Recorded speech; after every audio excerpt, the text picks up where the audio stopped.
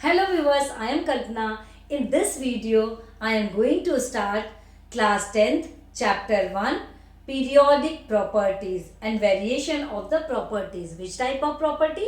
Physical and chemical property. तो element को एक पीरियोडिक टेबल में अरेंज किया गया है for the purpose of study कि हमें उसकी स्टडी करने में बहुत आसानी हो. फ्रॉम बिगिनिंग ह्यूमन टेंडेंसी रही है कि किसी भी चीज़ को आसान करने के लिए हम उसे क्या करते हैं, सिस्टमैटिक वे में अकॉर्डिंग टू देयर प्रॉपर्टी हम उसे अरेंज करते हैं. चाहे वो घर का कोई सामान हो, हमारे क्लॉथ्स हों, हमारी बुक्स हों, हम उसे एक फिक्स प्रॉपर्टी को पकड़ के उसे सिस्टमैटिक वे में अरेंज कर सकते हैं. जैसे कि अगर हम अपने स्टडी टेबल पे देखें तो बुक्स हम एक तरफ रखते हैं, कॉपीज को हम एक तरफ रखते हैं, क्लॉथ्स में हम डिफरेंट टाइप ऑफ क्लॉथ्स को इन अ डिफरेंट कंपार्टमेंट में हम उसको सेट करके रखते हैं. इन दिस वे अब बात आती है हमारे एलिमेंट को. तो एलिमेंट की भी फ्रॉम बिगिनिंग जब एलिमेंट्स क्या थे, बहुत स्मॉल अमाउंट में डिस्कवर्ड थे तो उस समय कोई प्रॉब्लम नहीं जा रही थी.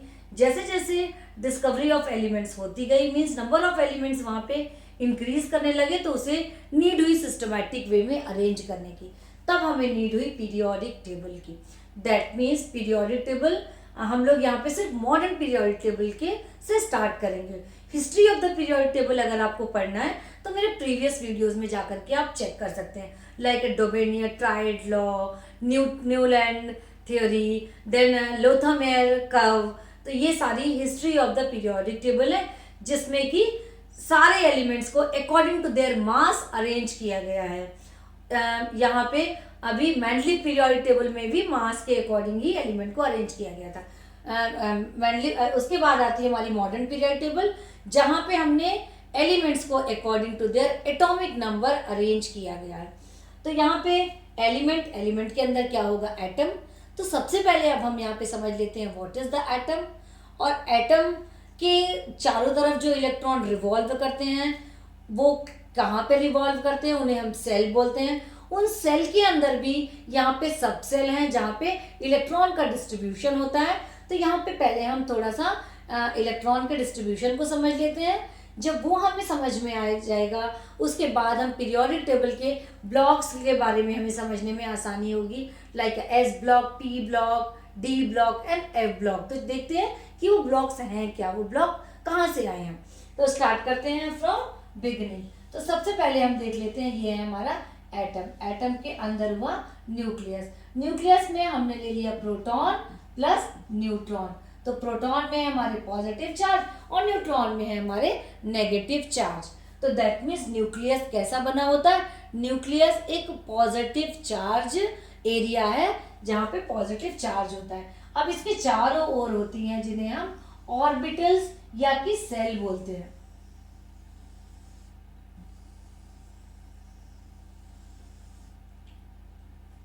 ऑर्बिटल या सेल हम बोलते हैं इसे, ऑर्बिटल्स और सेल्स.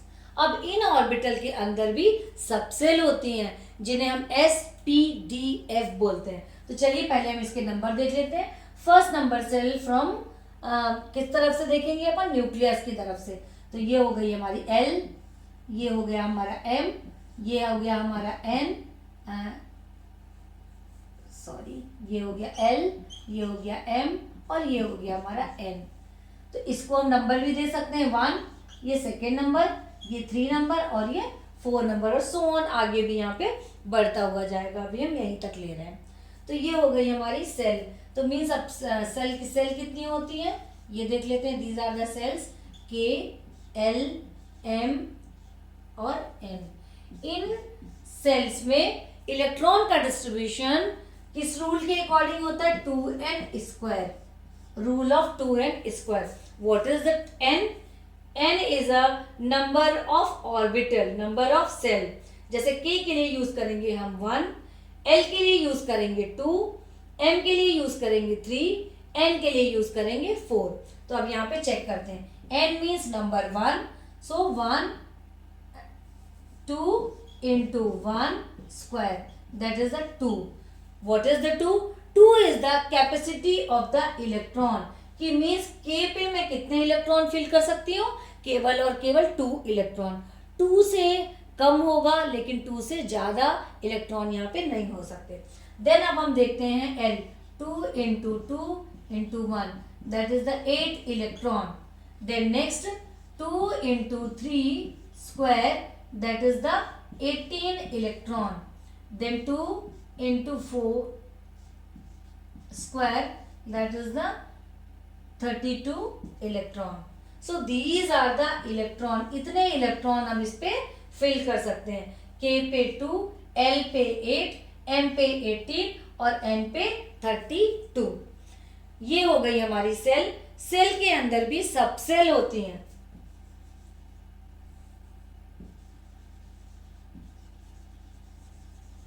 सब सेल्स क्या क्या हैं? S, P, D and F। S, P, D, F यहाँ पे सब सेल है। S, P, D, F सब सेल है। तो S के अंदर इलेक्ट्रॉन आते हैं 2, P के अंदर इलेक्ट्रॉन आते हैं 6, D के अंदर इलेक्ट्रॉन आते हैं 10, देन F में आते हैं हमारे 14 इलेक्ट्रॉन। तो अब इन इलेक्ट्रॉन के अकॉर्डिंग अब ये देख लीजिए कि इस सेल के अंदर कितनी सब सेल आ सकती हैं। K सेल के अंदर सिर्फ सब सेल आएगी एक, S, because its capacity to contain only 2 electron and S also capacity to contain 2 electron only। अब यहाँ पे हम देख रहे हैं L, L के अंदर हमारे आ रहे हैं 18, दैट मीन्स एक S और एक P। ये हो गया 2, ये हो गया 6। तो यहाँ पे आ गए टोटल 8 इलेक्ट्रॉन कंप्लीट। अब आता है हमारा M, M में आएगा हमारा S, P, D, then N में आएगा S, P, D, then F। तो ये हो गई हमारी सब सेल। मीन्स K सेल के अंदर सिर्फ एक सब सेल होती है, that is the F। L shell के अंदर 2 सब सेल हो सकती हैं, S and P, because S have 2 and 6 have 6 electron ये रख सकते हैं। और टोटल नंबर कितने हुए? 8। मीन्स S के नंबर 2 देन 6 मीन्स 2 एंड 6। इसको मैं अगर प्लस करूंगी 2 प्लस 6 तो क्या हो गया? 8। अब यहाँ पे देखेंगे SPD, तो 2 प्लस 6 प्लस 10, टोटल इसे कैलकुलेट करेंगे तो नंबर आ रहे हैं हमारे 18। दैट मीन्स M सेल के अंदर 3 सब सेल होती हैं, SPD, जिसमें इलेक्ट्रॉन कितने रखता है ये? 2, 6 देन 10, तो 10। Total number of electron is 18, जो इसके इक्वल है। Then last one is the N, SPDF। SPDF means 2 plus 6 plus 10 plus 14। इन सबको प्लस करेंगे तो क्या आ गया? 32। तो ये हो गई हमारी सेल, ये हो गई हमारी सब सेल। अब यहाँ पे देखना है कि अभी तो मैं इसे पेपर पे हम बना रहे हैं। ये एक्चुअली में इस तरीके से नहीं होता, ये 3 डायमेंशनली सेटअप है। जैसे मान लो ये हमारा हो गया प्रोटॉन और हमारा ये जो सेल है ये इस तरीके से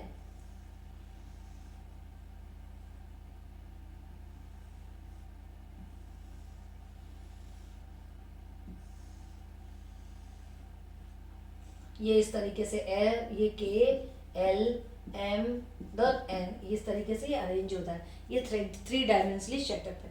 इसके बाद अब हम देखते हैं electronic conformation according to the shell and the subshell. ये अपन समझ लेते हैं। Hydrogen, lithium,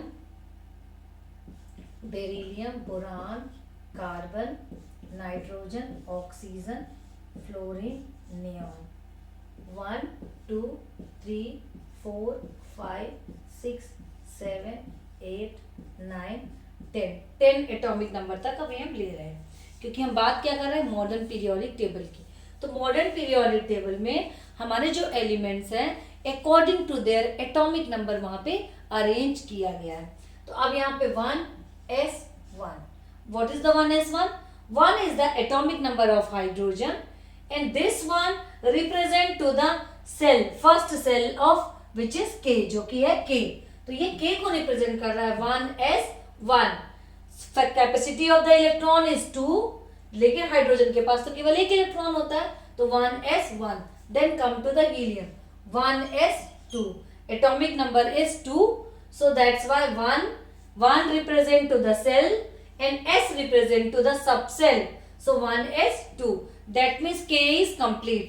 Then lithium 1s2, 2s1. 1s2 represent to the K. Then electron start from the L also. L पे आकर के यहाँ पे फिल होने लगा. अब L में कितनी सब सेल होती हैं? 2. S और P. First it complete their S, then come the electron in P. अब अपन देखते हैं 1s2, 2s2 complete. Then अब हम आ रहे हैं 1s2, 2s2. First subshell complete. L की फर्स्ट सबसेल कंप्लीट हुई. 2p1 इलेक्ट्रॉन आ गया. 1s2, 2s2, 2p2. ध्यान दीजिएगा यहाँ पे कि ये हमारी है K, ये हो गई हमारी K, ये हो गई हमारी L. L पे हमने 2s2, L पे 2, देन C. तो 2 कंप्लीट हो गया. Then electron come to P.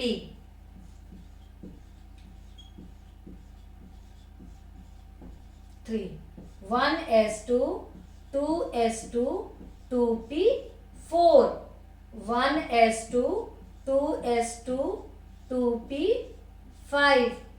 1s2, 2s2, 2p6. अब अगर मैं यहाँ पे